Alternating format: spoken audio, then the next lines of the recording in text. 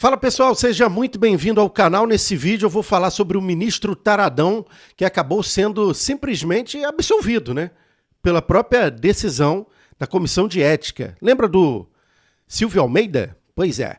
Vou falar também do governador de Goiás, o Caiado, que deu um verdadeiro tiro no pé. E também nós vamos falar sobre um pouquinho de geopolítica misturado com economia, tudo isto e muito mais agora aqui no canal. Seja bem-vindo, obrigado por sua companhia. Para você que não me conhece, eu sou o Vando Soares, jornalista. Deixa aqui seu like, se inscreva no canal para receber conteúdos diariamente.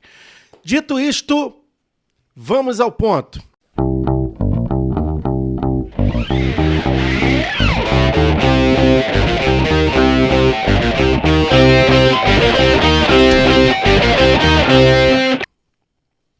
Pessoal, o Silvio Almeida, acreditem se quiser, a Comissão de Ética, a Comissão de Ética simplesmente arquivou aquele caso onde a Aniele Franco fez denúncias, enfim, de que ele teria ali tentado se aproximar sexualmente dela. Não quero usar aquela palavra que começa com A, termina com C, depois Dio. Não quero falar essa palavra porque aqui a plataforma não permite, mas ela fez essa denúncia, aí o governo ficou envergonhado e ele acabou sendo exonerado. No entanto, se esperava que ele fosse, de alguma forma, punido, mas o Conselho de Ética do governo de Lula foi lá e simplesmente, no dia de ontem, arquivou o caso do Silvio Almeida. Ou seja, o ministro Taradão está livre para fazer o que bem entender, da forma que ele achar com as mulheres. Mas aí eu quero questionar a esquerda, que anos anteriores aí teve várias campanhas na Globo, artistas e pessoas aí militantes da esquerda, mulheres, do movimento feminismo, afirmando que mexeu com uma, mexeu com todas. Aí eu quero saber onde estão essas mulheres, onde estão esses artistas, mexeu com uma, mexeu com todas. Olha, o ministro Taradão aí, Silvio Almeida, mexeu com a Aniele Franco, inclusive, deu até uma repercussão mais ou menos nesse período recente. No entanto, sobretudo, essa turma não apareceu para fazer cobranças a esse aí, ao Silvio Almeida. Afinal de contas, se mexeu com uma, mexeu com todas, cadê todas? Ou todes? Porque, neste primeiro momento, a Aniele Franco passa vergonha e fica sozinha nesta situação. E o Silvio Almeida está seguindo a vida dele como se não houvesse um amanhã, tudo de bom e de belo e com sabor de caramelo. Este é o governo da hipocrisia. Ah, agora eu entendi! Agora eu saquei! Agora todas as peças se encaixaram! Por isso que eu falo, a esquerda ela é hipócrita. Mudando de assunto, o tema que eu vou trazer aqui agora é em relação à nossa querida direita, Eu venho falando aqui no canal que a direita tem que abrir os olhos para não cair na pegadinha do racha, ou seja, tem muita gente tentando minar a direita. A gente viu, por exemplo, a campanha lá em São Paulo do Pablo Marçal e o Bolsonaro apoiando o Ricardo Nunes, e teve aquela confusão toda, da Atena dando cadeirada e tudo mais, mas ninguém observou algo que eu fiquei ali notando muito, muito atentamente. A direita em São Paulo, por exemplo, ela teve um racha enorme, enorme. E o que aconteceu naquele período? Muita gente defendia o Pablo Marçal, outros estavam com o Bolsonaro.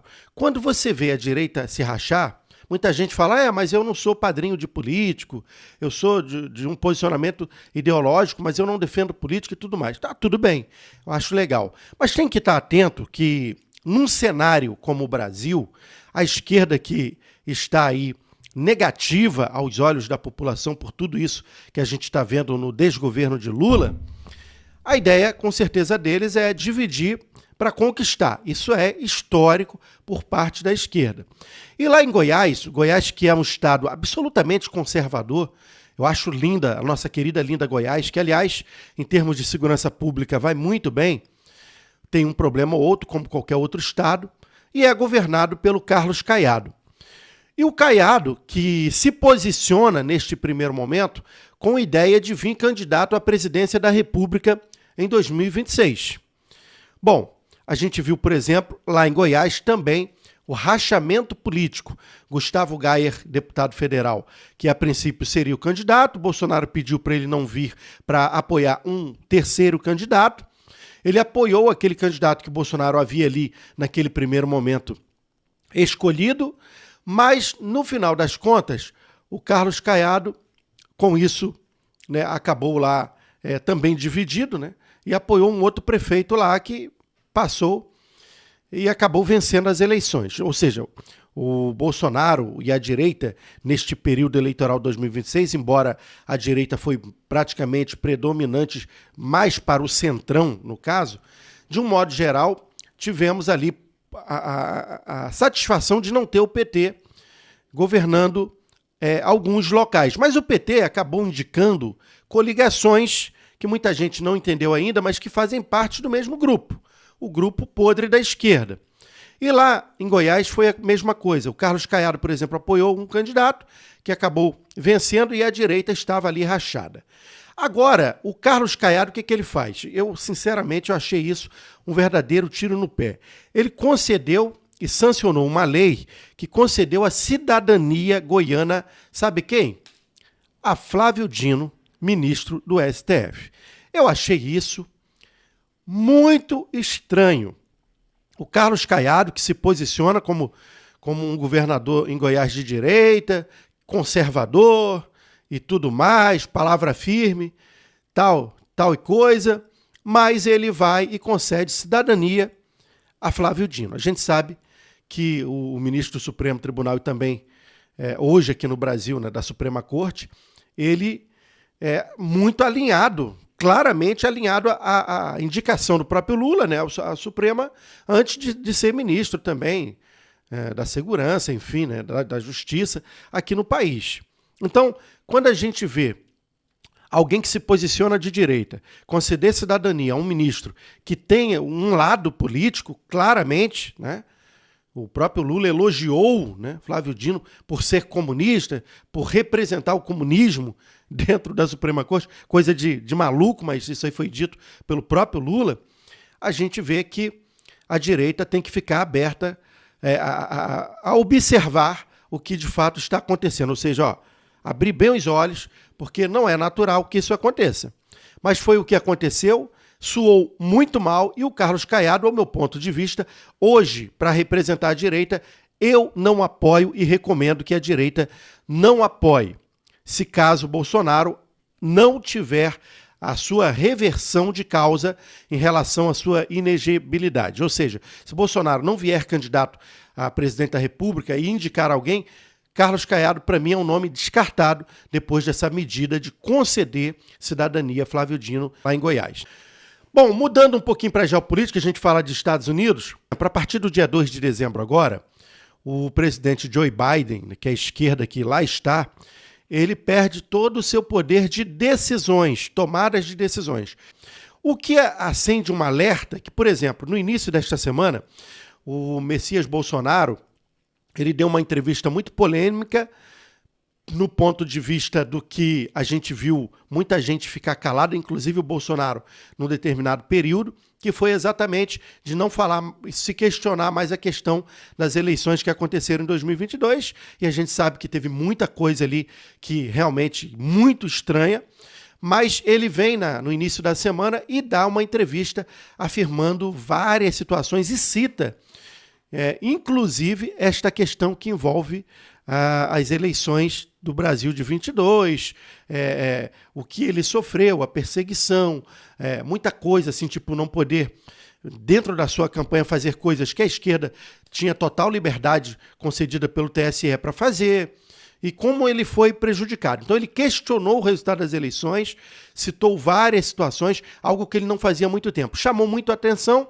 porque também saiu uma matéria que eu vou trazer aqui agora para vocês, lá do The New York Times, que fez vários questionamentos também à tomada de decisão da Suprema Corte Brasileira na questão que envolve a Operação Lava Jato, como, por exemplo, cancelamento aí de prisões, enfim, aquelas multas, pagamentos, devoluções de financeira que os corruptos fizeram na época, as delações que acabaram sendo todas anuladas. Então isso aí, o The New York Times, que é um jornal declaradamente de esquerda, dá uma matéria, uma pancada forte. Mas eu não vou trazer o The New York Times, vou trazer a matéria para que você entenda. Assista. O jornal americano The New York Times publicou uma reportagem criticando o Supremo Tribunal Federal por estar, nas palavras do jornal, desfazendo a Operação Lava Jato. A Aline Beckett tem mais detalhes pra gente. Bom dia, Aline.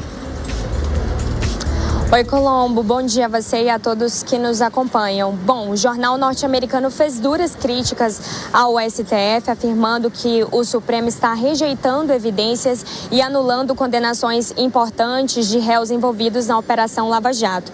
O texto recebeu o seguinte título, abre aspas, um caso de corrupção que se espalhou pela América Latina está sendo desfeito, fecha aspas. A reportagem criticou diretamente também o ministro Dias Toffoli, do STF, que anulou as condenações de Marcelo Odebrecht, Léo Pinheiro e Raul Schmitt. O argumento que foi utilizado pelo ministro é de que as provas obtidas não podem ser usadas para fundamentar as decisões judiciais. E, além disso, o ministro chegou a anular também as multas que foram aplicadas às empresas como a Odebrecht e a JBS.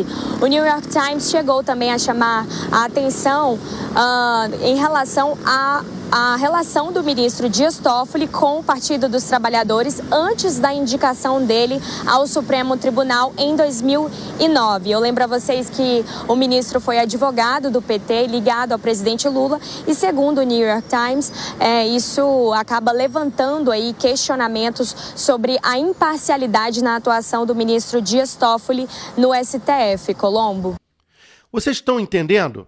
Então, assim, a gente vê que o governo dos Estados Unidos, que obviamente está observando a América Latina de um modo geral, e foi promessa do Donald Trump que estaria atento às ações, a qualquer tipo de ação que fosse antidemocrática, que fosse ditatorial, seria observado pelos Estados Unidos? Pois é, até os jornais de esquerda estão já mudando o discurso, já que o The New York Times teve tanto tempo para falar de Operação Lava Jato, falar de tantas outras coisas, porque agora trouxe essa matéria. Então isso também me chamou muita atenção. Para mim, está na cara que a coisa está endireitando, porque sabe-se muito bem que lá nos Estados Unidos o Donald Trump não vai aceitar qualquer tipo de ação que seja contra o Estado Democrático de Direito. Então, é aguardar para o que teremos pela frente. Dizem que, pelo menos é o burburinho que a gente tem agora, a partir de 20 de janeiro, muita coisa vai vir à tona, inclusive aqui do Brasil, com a participação dos Estados Unidos. Então, é aguardar, porque parece que estão começando a incendiar. Estamos com aquelas pequenas fagulhas, mas daqui a pouco, meu amigo, essa coisa vai realmente virar uma fogueira e muita gente vai se queimar. Preparem-se, vamos aguardar no que de fato vai acontecer. Gente, por enquanto é só. Se você gostou do nosso bate-papo, deixa aqui o seu like, se inscreva no canal. A gente se fala no nosso próximo conteúdo nas próximas 24 horas. Vando Soares, jornalista, Rio de Janeiro.